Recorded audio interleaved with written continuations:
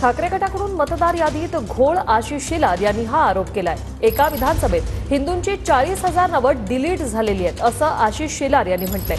आशिष शेलारांना मानसोपचार आणि काउन्सिलिंगची गरज असल्याचं यावर प्रत्युत्तर देताना आदित्य ठाकरे म्हणाले, तर मानसोपचार मदतीची गरज असलेल्यांवर बोलणं चुकीचं आहे असं देखील आदित्य ठाकरे म्हणतात। आशिष शेलार यांच्या आरोपांवर आदित्य ठाकरे यांची टीका।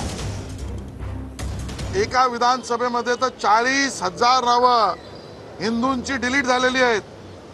काही ठिकाणी बूथ सरकवले दुसरीकडे आणि मग मतदान केंद्र मतदार अधिकारी याच्यावर जो दादागिरी करतो त्याच पक्षाने आमच्या मनात शंका आहे, मतदार यादीतला गोंधळ केलाय आणि त्या आमच्या संशयाची सुई ही उबाटा सेनेकडेच जाते।